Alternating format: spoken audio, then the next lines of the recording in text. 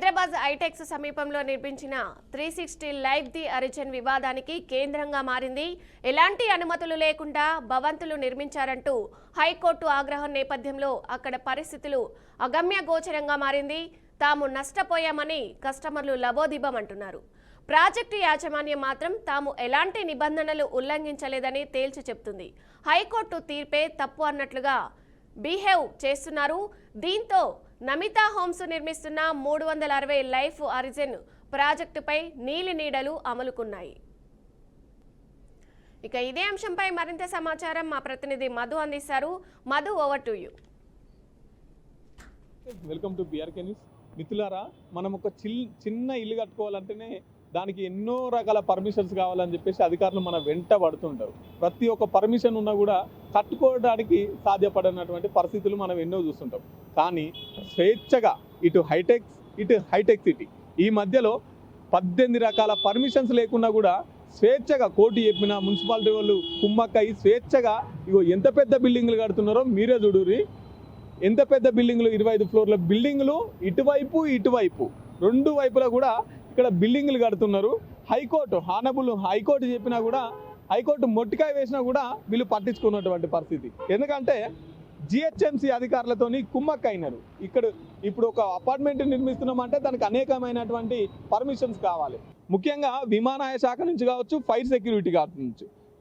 ఈ fire security నుంచి ఇక్కడ పర్మిషన్ లేదు. తర్వాత విమానయాన శాఖ నుంచి, ఈ రెండింటి నుంచి కూడా ఎన్ఓసి లేదు. ఎన్ఓసి లేకపోయినా కూడా వీళ్ళు యథేచ్ఛగా 18 రకాల పర్మిషన్స్ లేవటం మొత్తం మీద అయితే నిబంధనలు ఉల్లంఘిస్తూ జిహెచ్ఎంసీ అధికారులు ఏం చెప్పారంటే నిబంధనలకు ఇది విరుద్ధంగా ఉంది అని చెప్పేసి పనాపిన నెల రోజులకే మళ్ళీ పర్మిషన్ ఇచ్చిరు జిహెచ్ఎంసీ అధికారులు. అంటే ఇక్కడ మనకు స్పష్టంగా అర్థమవుతున్నది, నమితా అధికారులు ఇటు జిహెచ్ఎంసీ అధికారులు కుమ్మక్కై ఈ నిర్మాణాలు చేపడుతున్నారు.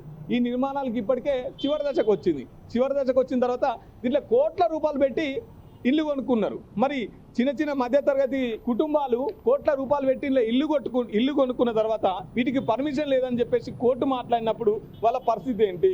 కోట్ల రూపాయలు కూలిపోతున్నాయన్న బాధతోని చిన్న మధ్యతరగతి కుటుంబాలు ఇక్కడికి వచ్చి ధర్నా చేస్తున్నటువంటి పరిస్థితి.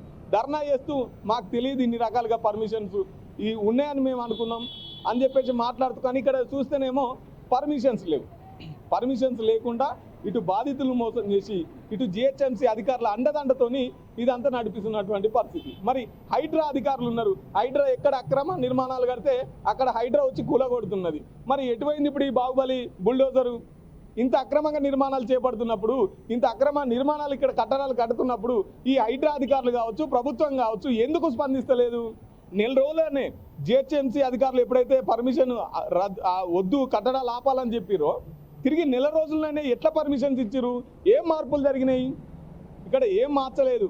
అయినా కూడా ఒకసారి పర్మిషన్ రద్దు చేసిరు, ఇంకోసారి మళ్ళీ యథేచ్ఛగా పర్మిషన్లు కట్టుకోమని చెప్పిరు. అంటే మనకు స్పష్టంగా అర్థమవుతుంది జిహెచ్ఎంసీ అధికారులు నమిత ఏదైతే 360 లైఫ్ ఈ పేరుతో బిల్డింగ్ కడుతున్నారో వీళ్ళిద్దరు కుమ్మక్కై కోట్ల రూపాయలు వీళ్ళిద్దరికి లావాదేవీలు జరిగిన తర్వాత ఈ బిల్డింగ్లు మళ్ళీ కడుతున్నారని చెప్పేసి మనం అనుకోవచ్చు. కోర్టు చాలా సీరియస్గా చెప్పింది.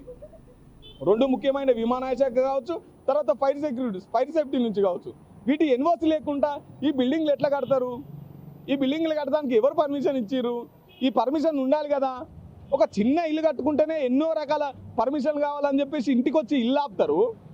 మరి ఇంత పెద్ద ఇల్లు, ఇంత పెద్ద కట్టడాలు కడుతున్నప్పుడు ఈ అధికారులంతా ఏడమొద్దు నిద్రపోతున్నట్టు, ఎందుకు చూసి చూడనట్టు వదిలేస్తున్నట్టు? ఇగో చూడండి, ఇంకా కూడా మనం చూస్తుంటాం అక్కడ వర్క్ ఇంకా నడుస్తూనే ఉంది. వాళ్ళు ఎక్కడ కూడా వర్క్ ఆపలేదు, వర్క్ కంటిన్యూషన్గా చేస్తూనే ఉన్నారు. అటు హైకోర్టు చెప్పినా కూడా. అంటే వీళ్ళు హైకోర్టును ఖాతరు చేయరు, ఇటు అధికారులు ఏమో మొద్దు నిద్రపోతుంటారు. హైడ్రా రంగనాథ్ సార్ ఒకసారి చూడండి, వీటికి పర్మిషన్ లేవంట, ఎన్ఓసి లేదంట. విమానయాన శాఖ నుంచి కావచ్చు, ఫైర్ సెక్యూరిటీ నుంచి కావచ్చు, ఎన్ఓసి లేకుండా ఇక్కడ బిల్డింగ్లు ఇంత పెద్ద బిల్డింగ్లు కడుతున్నారు. మరి సాధారణ మధ్యతరగతి కుటుంబాలను వచ్చి కూల్ చేస్తారు కదా, మరి ఎందుకు ఈ బిల్డింగ్ల జోలికి పోవట్లేదు? ఈ నమిత కన్స్ట్రక్షన్ ఏంటి? ఇంత పెద్ద బిల్డింగ్ కడుతున్నప్పుడు అన్ని పర్మిషన్లు తీసుకొని బిల్డింగ్లు కట్టాలి కదా. పర్మిషన్ లేకుండా బిల్డింగ్లు కడుతూ మళ్ళీ బాధితులు ఇప్పుడు ఎవరైతే ఆ ఇల్లు కొనుక్కుంటారో వాళ్ళ డబ్బులు ఇప్పుడు వాళ్ళు మోసపోతారు కదా, వాళ్ళు నష్టపోతారు కదా. వాళ్ళ దగ్గర నుంచి నువ్వు డబ్బు తీసుకుంటావు, ఇక్కడ పర్మిషన్ లేకుండా ఇల్లు కడతావు, అమ్ముతావు, అమ్మిన తర్వాత నువ్వు డబ్బు తీసుకుంటావు, కొన్నోళ్ళు నష్టపోవాలా. ఇప్పుడు కొన్నోళ్ళ పరిస్థితి ఏంటి? ఒక్కొక్క బిల్డింగు, ఒక్కొక్క ఫ్లాటు, డబుల్ బెడ్రూము 2,15,00,000, 2,16,00,000 ఉన్నట. ఇంత బాధితులు చెప్తున్నారు. 2 కోట్ల చిల్లర లక్షలు, 2 కోట్ల పైగా ఇంత డబ్బు ఇస్తున్నప్పుడు మరి వాటికి సరైన పర్మిషన్స్ ఉండాలి కదా. సరైన పర్మిషన్స్ లేకుండా ఎట్లా అమ్ముతారు వీళ్ళు, ఎట్లా కడతారు ఇంత పెద్ద అక్రమాలు? మరి దీనికి వెనక సపోర్ట్ ఉన్నది ఎవరు? ఈ ప్రభుత్వం అంతా ఏం చేస్తుంది అన్నట్టు, ఇంతసేపు ఎందుకు ఉంచుతున్నట్టు? ఇక్కడ బాధితులు నష్టపోతున్నారు. కాబట్టి బాధితులు ఏమంటున్నారంటే ఇటువంటి పర్మిషన్ లేని బిల్డింగ్లలో మేము ఉండం, మేము ఎంతైతే డబ్బు కట్టినామో ఆ డబ్బు మాకు తిరిగి ఇప్పించండి. అసలు పర్మిషన్ లేకుండా బిల్డింగ్లు ఇంత పెద్ద కట్టే హక్కు ఎవరిచ్చిర్రు? ఇంత పెద్ద బిల్డింగ్ కడుతున్నప్పుడు ఈ అధికారులంతా ఏం చేస్తున్నారు? సో చూడండి, పనులు మాత్రం యథేచ్ఛగా సాగుతున్నాయి. అక్కడ మనం చూస్తాం. ఇంకా కొంచెం లోపలికి పోయి వాళ్ళతో మాట్లాడే ప్రయత్నం కూడా చేసేద్దాం. సో చూస్తున్నాం కదా, అగో పనులు అయితే అస్సలు ఆగలే, పనులు యథేచ్ఛగా నడుస్తున్నాయి. చాలామంది కార్మికులు వేరే రాష్ట్రం నుంచి వచ్చి కార్మికులు పనిచేస్తున్నారు మిషన్లతోని. వెంటనే ఇంకెక్కువ స్పీడ్ పెంచిరు తప్ప పనిని అయితే తగ్గించే ప్రయత్నం చేయలేదు. చూడండి, యథేచ్ఛగా నిర్మాణాలు అయితే కొనసాగుతున్నాయి. బిల్డింగ్లు ఎక్కడికక్కడ కడుతూనే ఉన్నారు. మరి కోర్టు చెప్పినా కూడా వీళ్ళు ఇంటలేరంటే మరి ఇంకెవరు చెప్తే వీళ్ళు ఇంటారో అర్థం కానటువంటి పరిస్థితి. ఇది నమిత బిల్డర్స్ యొక్క పనితీరు. చూడండి మిత్రులారా, సో అందరు చూడాలి, తెలుసుకోవాలి. ఒక బిల్డింగ్ కట్టేటప్పుడు ఒక బిల్డింగ్ కడుతున్నామంటే మరి వాటికి పర్మిషన్స్ ఉన్నాయా, ఆ బిల్డింగ్కి ఏమేమి పర్మిషన్స్ ఉండాలి, ఆ బిల్డింగ్ మనలో మోసం చేస్తుర్రా లేకపోతే ఏంటి, ఆ బిల్డింగ్కి పర్మిషన్స్ ఏమేమి ఉండాలి, ఇవన్నీ కనుక్కున్న తర్వాత కొనుక్కోవాలి. కానీ ఎవరు వాళ్ళు చెప్పిర్రు ఇక్కడ పెద్ద బిల్డింగ్లు ఉన్నాయి, హైటెక్ సిటీకి దగ్గర ఉన్నది, హైటెక్స్కు దగ్గర ఉన్నది అని చెప్పేసి కొనుక్కుంటే మాత్రం ఇట్లా నష్టపోక తప్పదు. ఇప్పుడు బాధితులంతా లబో దిబో అంటున్నారు. కోట్ల రూపాయలు పెట్టి కొన్నాం, కోట్ల రూపాయలు పెట్టి కొన్న తర్వాత ఇప్పుడు హైకోర్టు పర్మిషన్ వద్దని చెప్తుంది. వీటికి ఎన్ఓసి లేదు. మరి ఇప్పుడు వాళ్ళు ఏం చేయాలి? ఆల్రెడీ కొనుక్కున్నారు డబ్బులు పెట్టి. సో వాళ్ళు బాధితులంతా లబో దిబో అంటున్నారు. మా డబ్బులు మాకు వెనక్కి తిరిగి ఇప్పించండి. జిహెచ్ఎంసీ అధికారులు మాత్రం వాళ్ళతో కుమ్మక్కై పనులు చేపించుకుంటారు. జిహెచ్ఎంసీ పర్మిషన్స్ ఇస్తుంది.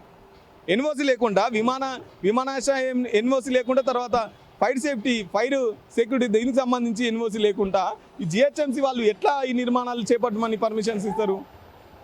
హైకోర్టు మొన్న చాలా తీవ్రమైన ఆగ్రహం వ్యక్తం చేసింది, ఎట్లా పర్మిషన్స్ ఇస్తారని చెప్పేసి. ఇగో చూడండి, పెద్ద పెద్ద బండ్లు తెచ్చి వీళ్ళు నిర్మాణాలు అయితే చేపడుతున్నారు. ది సైట్ క్లోజ్ అట.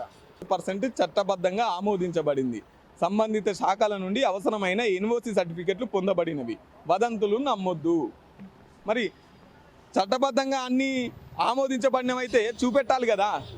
మరి ఏది ఈ నీకు విమానయాన శాఖ నుంచి ఎన్ఓసి ఏది? మరి నీకు ఫైర్ సేఫ్టీ నుంచి ఎన్ఓసి ఏది?